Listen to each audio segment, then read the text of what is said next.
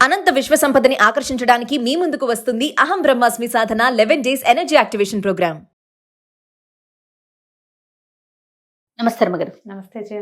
రమ్మగారు, మనము స్కాంద పురాణంలో మొదటి భాగం ఈ రోజు మొదలు పెడదామండి. పూర్వకాలంలో ఈ నైమిసారణ్యం, ఇప్పుడు కూడా మనం నైమిసారణ్యం గురించి చెప్పుకుంటాం. నైమిసారణ్యంలో ఏం చేసేవాళ్ళు, ఋషులు మునులు అందరూ చేరి అక్కడ ఉండేవారు. ఈ తపస్సుకి అనువైన ప్రదేశం, అన్ని రకాల ధర్మకార్యాలకి అనువైనది. సంసారం త్యజించిన వారందరూ కూడా నైమిసారణ్యం చేరేవారని చెప్పుకునేవారు. అయితే నైమిసారణ్యంలో చాలామంది మునులు ఋషులు కలిసి దీర్ఘ సత్రయాగం అని ఒక యాగం మొదలు పెట్టుకున్నారట. సత్రయాగం అంటేనే 10 సంవత్సరాలు ఏమో పడుతుంది, దీర్ఘ సత్రం అంటే ఇంకా పెద్దదనమాట. ఈ యాగానికి అనువైన సంభారాలు ఎవరో ఒకళ్ళలా అందిస్తూ ఉండేవాళ్ళు. వీళ్ళు కొంతమంది తమ తపశక్తితోటి తెప్పించుకునేవాళ్ళు. యాగాలు జరుగుతూ ఉండేవి. ఇలా నైమిసారణ్యంలో ఫలానా యాగం జరుగుతోందని అన్ని చోట్లకి ప్రచారం జరిగేది. రకరకాల పెద్దవారు, ఎంతమంది ఋషులు మహర్షులు ఇక్కడ ఉన్నవాళ్ళు కాకుండా త్రిలోక సంచారులుగా ఉండేవాళ్ళు, లోక సంచారులు, భూలోక సంచారులుగా ఉండేవాళ్ళు. నారద మహాముని, భృగు మహర్షి అని, తర్వాత సూత మహాముని, ఇట్లా అందరూ ఆ యాగం జరిగే దగ్గరికి వెళ్ళి కొంత సమయం వాళ్ళతోటి గడిపి యాగంలో తాము కూడా కొంత భాగస్వామ్యం వహించి లేదా వెళ్ళి వాళ్ళని ఊరికే పలకరించి వచ్చి అలా జరుగుతూ ఉండేది. ఒకసారి దీర్ఘసత్ర యాగం జరుగుతున్నప్పుడు అక్కడికి లోమసుడు అనే మహాముని వచ్చారు. ఈయనని పౌరాణిక కర్త అయినటువంటి సూతుడుగా తెలుసుకోవాలి. ఈ లోమసుడు అనే పేరు ఆయనదే, సూత మహాముని. ఈ సూతుల వారు చెప్పిన కథలు అన్నీ, మన పురాణ కథలన్నీ సూతుడు చెప్పినవిగానే కనపడతాయి. ఆయన అక్కడికి వెళ్ళాడట. అయితే అక్కడ ఉన్న మునులు, ఈ యాగం చేస్తున్న వాళ్ళందరూ కలిసి ఆయనకి అర్ఘ్యపాద్యాలు ఇచ్చి ఆసీనుల్ని కావించి, నాయన నువ్వు మంచి సమయానికి వచ్చావు. ఇట్లా యజ్ఞాలు యాగాలు జరిగేటప్పుడు కాలక్షేపంగా ఏదైనా పురాణ గాథ, భగవత్ సంబంధమైన విషయాలు, దీనివల్ల ఏంటంటే లోకజ్ఞానము పెరుగుతుంది, భగవద్భక్తి పెరుగుతుంది. మనం వెళ్తున్నటువంటి మార్గం, ఈ ధర్మ మార్గం, ఏ మార్గాన్ని మనం భక్తి మార్గాన్ని అనుసరించి వెళ్తున్నామో దానిని ఇంతకు ముందు అనుసరించిన వాళ్ళెవరు, ఇక దీన్ని అనుసరించడం వల్ల వారికి లభించిన పుణ్యాలు ఏమిటి, ఎలాంటి లోకాలని వాళ్ళు సముపార్జించారు అనే దాని మీద ఒక అవగాహన కోసం ఏదో ఒక మంచి మాట చెప్పడానికి నువ్వే సమయానికి వచ్చావు.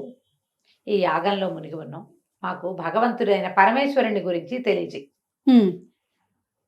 శివుడు అనగానెవడు, ఆయన శక్తియుక్తులేంటి, శివారాధన వల్ల ఫలితం ఏమిటి, అసలు శివుడు అన్నవారు ఏం చేయగలడు, ఆయన ఓ శివాలయ సందర్శనం వల్ల ఏం జరుగుతుంది, శివాలయ సమ్మార్జనం వల్ల ఏం లభిస్తుంది, ఆయన కోసం ఒక ఆరాధన చేసాం, ఒక అభిషేకం చేసాం, ఓ పూజ చేసాం, ఏం చేస్తే ఏం లభిస్తుంది, శివుడు ఎంత సులభుడు, ఎన్ని విధాలుగా మనం ఆయన్ని చేరుకోగలుగుతాం అని ఈ విషయాలన్నీ మాకు తెలియజేయి. ఇప్పుడు పూర్వం ఎవరైనా ఇలాగ యాగాలు చేసిన వాళ్ళు, యజ్ఞం చేసిన వాళ్ళు, భగవత్ సాన్నిధ్యాన్ని పొందిన వాళ్ళు ఎవరైనా ఉంటే, పరమేశ్వర సన్నిధిని పొందినవాడు ఉంటే అది తెలియజేయి. ఇంత కష్టసాధ్యమైన యజ్ఞాలు యాగాలు కాకుండా సులువుగా కూడా భగవంతుని చేరే మార్గం ఏదైనా ఉందా, అది కూడా నువ్వు తెలియజేయి అని అడిగారు. పరమేశ్వరుని గురించి చెప్పమని. ఆయన చాలా సంతోషించాడు. సంతోషించి ఏం చెప్పాడంటే, దానికేం నాయన, పరమేశ్వరుడు అంటే మామూలు వాడా, లోక సామాన్యుడు కాదు, అసామాన్యుడు ఆయన. అతడి శక్తి ఇంతింతని చెప్పడానికి వీల్లేదు. అతడు ఇంత సులువుగా చెప్పడానికి అయితే దొరుకుతాడని చెప్పడానికి కూడా లేదు. ఎంత సులువుగా అయినా లభించగలడు. ఎంత క్రోధో అంత సులభ సాధ్యుడు ఆయన. పరమశక్తిమంతుడు. ప్రపంచం ఆయన వల్లే నిలబడుతోంది, నడుస్తోంది. ఈయన విషభక్షణం చేశాడు, దక్షయజ్ఞ విధ్వంసనం చేశాడు అన్నారు. అనేసరికి ఆశ్చర్యపోయారు. విషభక్షణం చేశాడా పరమేశ్వరుడు? వాళ్ళకి తెలియదు అనమాట. అప్పుడు దక్షయజ్ఞ వినాశనం అంటున్నావు. యజ్ఞ భర్త కదా పరమేశ్వరుడు అంటే, యజ్ఞభర్త, యజ్ఞకర్త, ఆయనే యజ్ఞ పురుషుడు, భగవంతుడే కదా యజ్ఞానికి మూల పురుషుడు.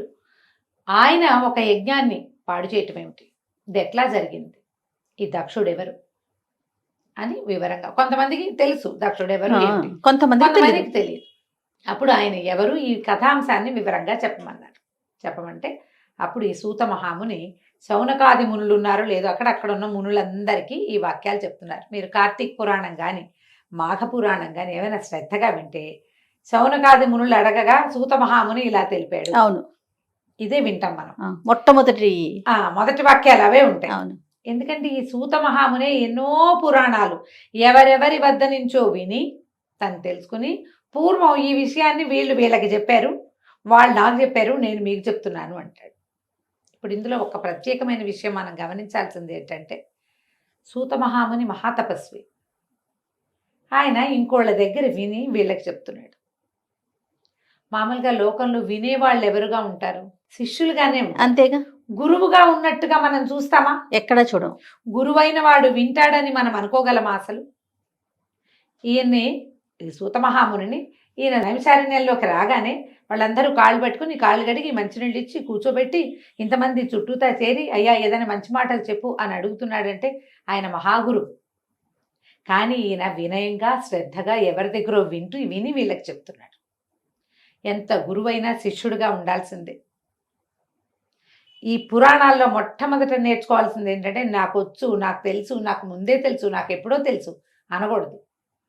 మనకి తెలియంది ప్రతిదీ మనం వినవలసిందే. నిత్య విద్యార్థిగానే ఉండాలి. అది సూతుల వారి దగ్గర నుంచి మొట్టమొదట పురాణంలో చెప్పబడిన విషయాల్లో నేర్చుకోవాల్సిన మొదటి విషయం ఏంటంటే నీకు ఎంత వచ్చినా ఎంత తెలిసినా నీకు తెలియని దానిని ఇతరుల వద్ద నుంచి ఇంకొకరి వద్ద నుంచి నువ్వు తెలుసుకోవాలి. నీకు తెలుసున్న దానిని ఎలా తెలుసుకున్నావో యథాతథంగా అదే విధంగా తెలియజేయాలి. మొట్టమొదట పురాణం వల్ల వచ్చే పాఠం ఏమిటి? ఇది. నువ్వేదైనా ఒక కథ విన్నావు, ఆ కథని చక్కగా చెప్పు ఇతరులకు. ఎవరైనా అడిగితే చెప్పు, ఏదో అప్పుడు విన్నా, నాకు జ్ఞాపకం లేదండి, ఇలాంటివి చెప్పకూడదు. అప్పుడు ఇలా చెప్పినట్టు జ్ఞాపకం, నేను ఇది విన్నాను, ఇది నాకు తెలుసు, ఫలానా వారు ఫలానా వాళ్ళకి చెప్పారు, వాళ్ళు నాకు చెప్పారు, నేను మీకు చెప్తాను. ఈ కామన్ సెంటెన్స్ అన్నమాట. ఇది సాధారణ వాక్యంగా ఇదే కనపడుతుంది మనకి. అప్పుడు ఈయన చెప్తున్నారు, దక్షుడు ప్రజాపతి, బ్రహ్మదేవుడి నుంచి జన్మించిన వాడు. అయితే దక్ష ప్రజాపతికి దాక్షాయణి సతీదేవి అని ఒక కుమార్తె ఉంది. ఆయనకి చాలామంది కుమార్తెలు ఉన్నారు. సతి యొక్క గుణాధిక్యత వల్ల బ్రహ్మదేవుడు ఏమన్నారంటే ఈ సతీదేవిని దాక్షాయణిని పరమేశ్వరుడికి ఇచ్చి వివాహం చేయమన్నారు. ఈ బ్రహ్మ నుంచి పుట్టినవాడు అవటం వల్ల ఈయన బ్రాహ్మణుడుగాను పూర్తిగా వేదమార్గ అవలంబిగాను కనపడతాడు దక్ష ప్రజాపతి. ఆయన తన కూతుర్ని ఇచ్చి తనకు కలిగిన కుమార్తెల్లో ఒక కుమార్తెను, పెద్ద కుమార్తె అయిన దాక్షాయణి దేవిని సతీదేవి అంటారు, ఆమెని పరమేశ్వరుడికి ఇచ్చి వివాహం చేశారు. వివాహం జరిగింది. దాక్షాయణి పరమేశ్వరుడితోటి వెళ్ళిపోయింది. వివాహం జరిగినప్పుడే ఆయనకేం పెద్ద నచ్చి ఉండదు, కానీ నచ్చిందో నచ్చలేదు. తర్వాత కొంతకాలానికి ఒక మాట దేవతా సమూహం అంతా కూర్చుని ఉండగా దక్ష ప్రజాపతి ఆ సమూహంలో మాట్లాడడానికి వెళ్ళాడు. వెళ్ళేసరిగా ఆయన చూడంగానే అష్టదిక్పాలకులు, తర్వాత ఋషులు, మహర్షులు అందరూ లేచి నిలబడ్డారు. పరమేశ్వరుడు లేవలేదు. ఆయన్ని ఆదరించల, తలకాయ ఊపారు అంతే. దక్షుడికి అహంకారం దెబ్బతినిపోయింది. ఆయన భరించలేకపోయాడు దాన్ని. చూస్తారు మనం సాధారణ మానవులు ఏం చేస్తారు, ఏం వీళ్ళు నన్ను పలకరించలేదు, వీళ్ళు నాతో సరిగ్గా మాట్లాడలేదు, లేదా మనసిచ్చి మాట్లాడలేదు, నేను పలకరిస్తుంటే ఎటో చూశారు, మనం అట్లా గమనిస్తాం. కానీ ఎదురుకుంటా అడిగి ఏమిటి నువ్వు నన్ను పలకరించలేదు, నువ్వు అదేమిటి అని ప్రశ్నించాం. కానీ దక్షుడికి ప్రశ్నించే గుణం ఉంది. ఒకటి ఆయనకి పరమేశ్వరుడు నా కుమార్తెనిచ్చిన అల్లుడన్న ఒక చిన్న చూపు, రెండవది ఈయన వేద మార్గావలంబి కాదన్న ఒక అనుమానం. దాంతో ధిక్కరించి ప్రశ్నించాడు. ఏమిటి నీ పద్ధతి ఏమిటి, నువ్వేమిటి, ఈ భూతగణాలేమిటి, నీ వస్త్రధారణ ఏమిటి, నువ్వెవరివి అసలు, నీకు మర్యాద లేదు, నీకు అది లేదు, ఇది లేదు, నువ్వు మర్యాద కలిగిన వాడివి కాదు, భూతగణాలను వేసుకుని తిరుగుతావు, నీ వస్త్రధారణ ఏమీ బాగుండదు, బ్రహ్మదేవుడు నన్ను బలవంత పెట్టి నా కూతురిని నీకు ఇప్పించాడు, కానీ నువ్వు నా కూతురికి తగిన వాడివి కాదు, అసలు నువ్వు యజ్ఞాల్లో జరిగే చోట నిలబడ్డానికి కూడా నీకు అర్హత లేదు, నీకు శుద్ధి లేదు, నువ్వు నిరంతరం శ్మశానవాసిగా ఉంటావు, ఆ బూడిద పూసుకుంటావు, ఇవేమిటో ధరిస్తావు, నీతో ఉన్న వాళ్ళందరూ వీళ్ళేమిటి, వీళ్ళంతా ఇట్లా ఉన్నారు, ఆ భూతగణాలు ఎలా ఉంటాయి, భగవంతుడి వెనకాల ఉండేవి, లయకారకుడు ఎట్లా ఉంటాడు అని నిలదీశాడు. ఏమిటి, తన కుమార్తెనిచ్చి వివాహం చేసినాక చేసి చూడండి, తనని చూసి పలకరించలేదన్న కోపంతో అక్కస్తోటి నువ్వు వేద మార్గావలంబివి కాదు, ఎందుకంటే నేను బ్రాహ్మణుడిని, బ్రహ్మకుమారుణ్ణి, ప్రజాపతిని, ఈ ప్రపంచంలో చాలామంది పుట్టడానికి నా వల్లే, నేనే కారణం, నాకు గౌరవం లభించాలి అని పరమేశ్వరుణ్ణి శపించబూనాడు. ఓహో. నీకు ఇంకా యజ్ఞాల్లో భాగస్వామ్యం లేదు, వీళ్ళెవరు నిన్ను గౌరవించరు, నువ్వు ఇది దుర్భాష ఏదైనా సరే. అయితే శిలాద మహర్షి కుమారుడైనటువంటి నందీశ్వరుడు పరమేశ్వరుడి గణాలలో మొదటివాడు నంది. ఆయన ఉగ్రుడుగా లేచాడు. నువ్వు ఏమిటి శపిస్తావు, నువ్వెవరివి, నువ్వు కూతుర్నిచ్చి వివాహం చేశావు, మామవి నువ్వు, ఆయనకి కులం లేదు జాతి లేదు అంటానికి మరి నువ్వు నీ కుమార్తెనిచ్చావంటే తండ్రితో పితృపంచకంలో వాడివి నువ్వు. పైగా పరమేశ్వరుడు ప్రపంచానికి భర్త, ఆయన ఈ ప్రపంచమంతా ఆయనతోటి నడుస్తుంది. రుద్రుడు లేని ప్రపంచం ఉందా? పరమేశ్వరుడే దీనికి ఆది, అతడే మూలం, అతడే యజ్ఞకర్త భర్త కూడా. వేద మార్గం ఉన్నా లేకపోయినా శివుడు ఎప్పుడు ఉన్నవాడే. శివ శబ్దం వింటేనే మనుషులు మానవులు పవిత్రులు అవుతారు, వ్యక్తి పవిత్రుడు అవుతాడు శివనామధేయంతో. నువ్వు ఆయన్ని శపించేంతటి వాడవా నువ్వు, ఇంత మాట అంటావా అని ఉగ్రుడుగా లేచాడు. లేస్తే ఈ దక్ష ప్రజాపతి ఆ నందీశ్వరుణ్ణి కూడా శపించాడు. ఈ గణాలందరికీ ధూర్తులు, వీళ్ళు సరైన వాళ్ళు కాదు, కాలముఖులైపోతారు, నల్లటి వాళ్ళు అయిపోతారు వీళ్ళు, మీరందరూ కొంతమంది అలా అయిపోతారు, కొంతమంది ఇలా అయిపోతారు, నానా రకాలుగాను శపించారు.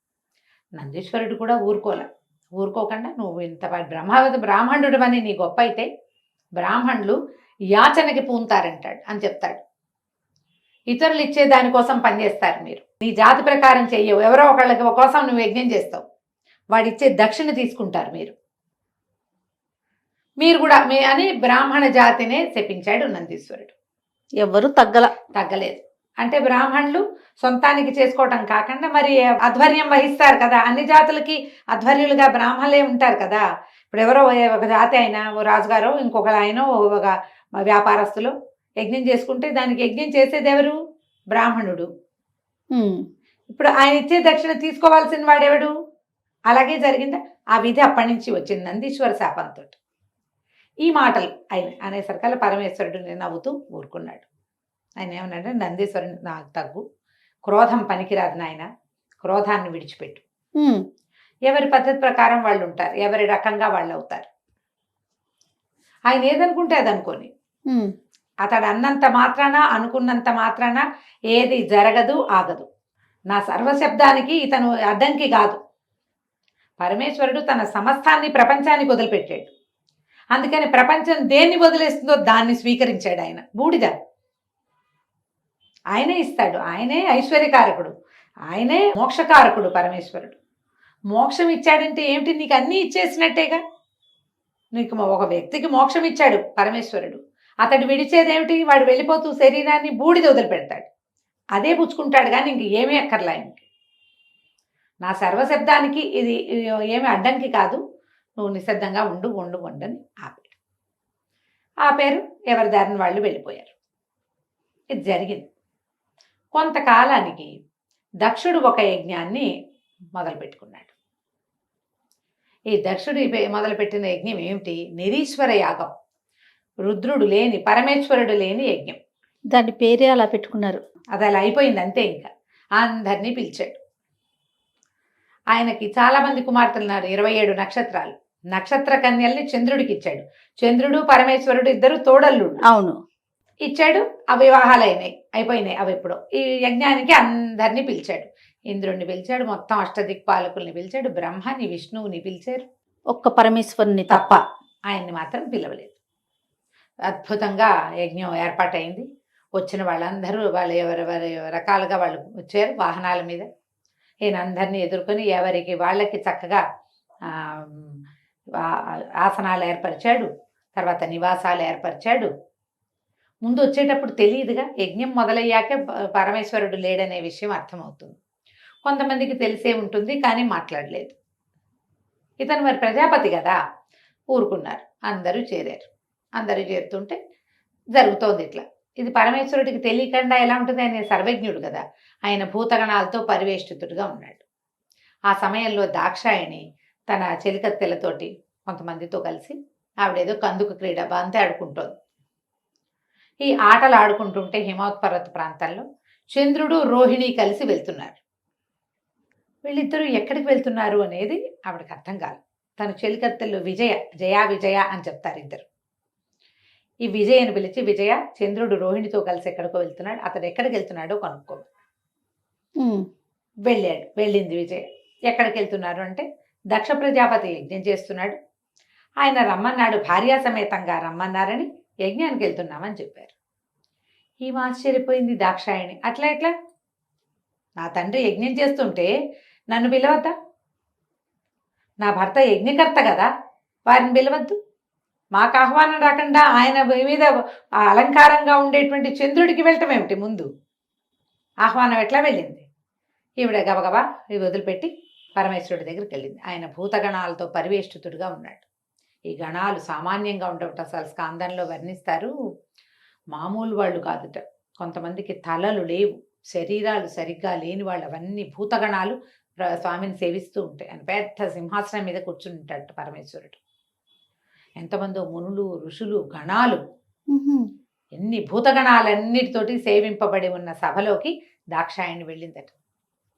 వెళ్తే దగ్గరికి తీసుకుని ఒళ్ళో కూర్చోబెట్టుకున్నట్టు. ఏమిటి, ఎందుకమ్మా ఈ సమయంలో ఎందుకు వచ్చావు నువ్వంటే, నా తండ్రి ఒక యజ్ఞం చేస్తున్నాడు, మనం వెళ్ళాలి కదా, నువ్వు లేకుండా అతను యజ్ఞం ఎలా చేస్తాడు, మనం వెళ్ళవలసిందే, ఆ యజ్ఞం ఏమిటో చూడాలి, వెళ్దామంటే.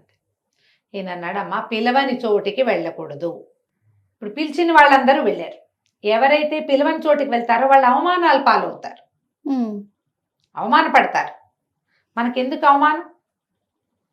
పిలిస్తే వెళ్దాం, మనకి ఆహ్వానం రాలేదు కాబట్టి వద్దన్నాడు. ఆవిడికి నచ్చల. అసలు పరమేశ్వరుడు లేని యజ్ఞం ఏమిటి? నా తండ్రి ఇలాంటి అవజ్ఞకి ఎట్లా పూనుకున్నాడు? నిన్ను భగవంతుడిగా గౌరవించాలి, ఒకటి సర్వేశ్వరుడిగా గౌరవించాలి, కుమార్తెనిచ్చిన అల్లుడిగా గౌరవించాలి, రెండూ చేయడా? పోనీ కుమార్తెను వదిలిపెట్టు, సర్వేశ్వరుడు లేని యజ్ఞం ఏమిటి? అది నా తండ్రి ఇంత పని ఎందుకు చేశాడో నేను వెళ్ళి కనుక్కోవాల్సిందేనన్నది ఆమె. ఏమైనా సరే నేను వెళ్ళాల్సిందేనని పట్టుపట్టింది. అనేసరికల్లా సరే, నీ మనసు అయితే వెళ్ళిరా, భూతగణాలని నీతో పాటు తీసుకెళ్ళు, గణాలతో పాటు వెళ్ళు, ఈ నందిని అధిరోహించి వెళ్ళమన్నాడు. నందీశ్వరుణ్ణి ఎక్కి దాక్షాయణి 60,000 గణాలతోటి తరలి వెళ్ళిందట యజ్ఞానికి. వీళ్ళంతా వచ్చారు. వచ్చేసరికి యజ్ఞం హడావిడిగా ఉంది.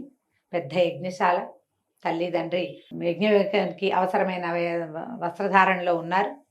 ఆసనాల మీద కనపడుతున్నారు ఒక్కొక్కళ్ళు. బ్రహ్మ, విష్ణు, మహేశ్వరుడు లేడు, బ్రహ్మ, విష్ణువు, ఇంద్రుడు, దిక్పాలుడు, అందరూ మహర్షులు, ఎంతమందో. వీళ్ళందరూ కూర్చున్నారే, పరమేశ్వరుడు లేని యజ్ఞం ఏమిటి? ఆమె నిలదీసి అడిగింది తండ్రిని, నువ్వు పరమేశ్వరుడు లేని యాగం ఎట్లా సంకల్పించావు అంటే, నిరీశ్వర యాగమే సంకల్పించాను. అతను నా వల్ల శాపం పొందాడు పరమేశ్వరుడు. అతనికి సరైన కులగోత్రాలు లేవు. నేను పొరపాటున బ్రహ్మగారి మాట విని నిన్ను అతనికి ఇచ్చి వివాహం చేశాను. నా పొరపాటు జరిగింది, నువ్వు ప్రాణం వదిలేసి, నా వల్ల పొరపాటు అయింది, నేను అతనికి ఇచ్చి వివాహం చేసి ఉండకూడదు, అతనిని నేను గణించను అని చెప్పాడు. నేను ఈమె అక్కడ ఉన్న వాళ్ళందరినీ నిలదీసింది. బ్రహ్మదేవుడిని అడిగింది, పంచముఖుడుగా ఉన్న నువ్వు పరమేశ్వర క్రోధం వల్ల చతుర్ముఖ బ్రహ్మవయ్యావు, నీకు తెలీదా పరమేశ్వరుని శక్తి అని ఒక్కొక్కళ్ళని ప్రశ్నించింది. విష్ణువుని కూడా అడిగింది. విష్ణు, ఈయన పరమేశ్వరుడు లేని యజ్ఞానికి ఎలా వచ్చావు నువ్వు? పూర్వం జరిగినవన్నీ మర్చిపోయారా మీరు? పరమేశ్వరుడు లేని యజ్ఞం ఏమిటని గట్టిగా నిలదీస్తే ఆయన అమ్మాయిని, ఆవిడ్ని కేకలేశాడు. ఈ పరమేశ్వరుడు, నువ్వు చెప్పుకుంటున్నావు కానీ అతను సరైన వాడు కాదు, కులగోత్రాలు లేవు, అతనికి తండ్రి పుట్టుక కారణం ఏమిటో తెలీదు, అతను ఎట్లా పుట్టాడో తెలీదు, అతను నివసించే స్థానం సరైంది కాదు, అతను వేదబాహ్యుడు, వేదంలో చెప్పబడినవేవి అతను చేయడు అని తను అనేసరికల్లా ఆవిడ ఒప్పుకోలే. శివనింద నువ్వు చేస్తూ ఉండగా విన్నవాడికి కూడా పాపమే, చేసిన వాడికి ఎంత పాపమో విన్నవాళ్ళకి అంత పాపం. నువ్వు పాపం మూట కట్టుకో, నేను మూట కట్టుకోను. నా భర్త వద్దన్నా కూడా నేను వచ్చాను, ఇప్పుడు ఏ ముఖం పెట్టుకుని నేను ఇంటికి వెళ్తాను, అందుకని నువ్వన్నదే చేస్తాను, ప్రాణత్యాగం చేస్తానని ఆవిడ అగ్ని రగిలి చేసుకుంది. శివాహార అంటూ అగ్నిలో ప్రాణాలు వదిలేసి, ఎప్పుడైతే ఈమె ఇలాగా యోగాగ్నిలో దగ్ధమైపోతుందో ఈ గణాలలో 20,000 మంది ప్రాణత్యాగం చేశారట అమ్మవారితో పాటు. బా. మనకి ఏ కథలోనూ ఇలా జరిగిందని చెప్పరు. ఒక్కొక్కళ్ళు తమ కత్తులతోటి తమ మెడలు నరుక్కున్నారు, శరీరం నరుక్కుని తమ ప్రాణాలు తమే తీసేసుకున్నారు. 20,000 మంది గణాలు సర్వనాశనం అయిపోయింది. మిగిలిన వాళ్ళంతా నిర్ఘాంతపోయి చూస్తున్నారు. యజ్ఞవాటిక ఆమె అగ్నిలో దగ్ధమైపోతోంది. అది చూసి తల్లి మరణిస్తుంటే చూడలేక సంతానం అంతా ఈ రకంగా అయిపోయారు. ఒక రకమైన భయానకమైన వాతావరణం జరిగిపోయింది అక్కడ. ఇది ఎప్పుడైతే నారదుడు ఇక్కడి నుంచి చూశాడో, దీనికి ముందు ఇంకొకటి ఏం జరిగిందంటే, ఈ ఋషుల్లో కొంతమంది ప్రశ్నించారు, నువ్వు ఇట్లా ఎట్లా సంకల్పిస్తావు, వీళ్ళు ఎందరూ ఉన్నారు, పరమేశ్వరుడేడి? అయితే ఆయన నేను పిలవనన్నాడు. పిలవనంటే దధీచి అనే మహర్షి మాత్రం పరమేశ్వరుడు లేని యజ్ఞంలో నేను ఉండను అని లేచి వెళ్ళిపోయాడు. ఆయన లేచి వెళ్ళిపోయాడు. ఈ దధీచి మహర్షి తాలూకు వెన్నెముకే తర్వాత ఇంద్రుడికి వజ్రాయుధంగా మారిందని జ్ఞాపకం నాకు కథలో అట్లా కనపడుతుంది. ఆయన వెళ్ళిపోయాడు. తర్వాత ఈవిడొచ్చింది. ఈ ఉన్న వాళ్ళందరూ హాహాకారాలు చేశారు. ఏం చేయాలో ప్రతిక్రియ లేదు. ఇప్పుడు ఏం చేయాలి? ఆమె యోగాగ్నిలో దగ్ధమైపోతోంది. ఏదో ఉత్పాతం జరగబోతోందని తెలిసింది. ఎప్పుడైతే ఆమె ఇట్లా యోగాగ్నిలో దగ్ధమైపోయిందో దిక్కులు పిక్కటిల్లిపోయినాయట. ఎన్నో రకాల చెడు శకునాలు కనపడ్డాయి. ఈ వీళ్ళు వాయిస్తుంటారు వాయిద్యాలన్నీ అపశృతుల్లో పలకటం మొదలుపెట్టాయట. నారద మహాముని ఇక్కడ ఉన్నది జరిగింది చూడడం ఏమిటి, చూడంగానే తీసుకెళ్లి పరమేశ్వరుడికి చెప్పాడు. సతీ యోగాగ్నిలో దగ్ధమైపోయిందని, నీ గణాలలో కొంతమంది ఆత్మాహుతి చేసుకున్నారని, దక్షుడు నీ నింద చేశాడు, మిగిలిన వాళ్ళ దైవగణం అంతా అక్కడ ఉన్నది. విపరీతమైన క్రోధంతో వచ్చింది ఆయనకి. ఎంత క్రోధమో! తనని తిట్టి, తనని అవమానించి, తనని శపించి, గణాలని శపించినా కూడా కోపం రాని పరమేశ్వరుడికి సతీ వియోగంతో వచ్చింది దుఃఖం. ఆయనకి విపరీతమైన కోపం వచ్చింది. తన జటలలో ఇంచి ఒకదాన్ని పెరికి ఈ పర్వతం కేసి కొట్టాడట. ఆ కొట్టేసరికల్లా అందులో ఇంచి పెళపెళ ఆవిర్భావాలతోటి ఈయన వీరభద్రుడు, భద్రకాళి ఇద్దరు జన్మించారు. ఆమె ఎన్నో భూతకోటితోటి వచ్చిందట. ఎన్నో భయంకరమైన భూతాలు పుట్టినాయట ఆమెతో పాటు. ఈ వీరభద్రుడు ఎన్ని చేతులో, త్రినేత్రుడు, సహస్రబాహువుగా జన్మించాడు ఆయన. 1000 చేతులు, 3 కళ్ళు. అసలు మామూలు కాదు ఆ స్వరూపం. భయం వేసేలాగా భయానకంగా ఉంది. ఆయనతో పాటు ఎన్ని రకాల శక్తులు, 1000 గుర్రాలు, కొన్ని 100 సింహాలు ఈయంతో పాటు ఆ రథాన్ని లాగేయట, అతనున్న రథాన్ని. ఏమిటి ఆజ్ఞ ప్రభు, ఏం చేయమన్నావంటే, దక్షయజ్ఞం వినాశనం చేయి నువ్వు. దక్షుడి వల్ల దాక్షాయణి అంతమైపోయింది. ఆమె వియోగం సహించలేకపోతున్నాను, దక్షుణ్ణి నాశనం చేయమని ఆజ్ఞించాడు. ఇక ఈ మొత్తం గణాలన్నీ అటెళ్ళినాయి. ఏం జరిగిందో మనం వచ్చే భాగంలో విందాం. తప్పకుండా రమ్మ గారు. నమస్తే. నమస్తే.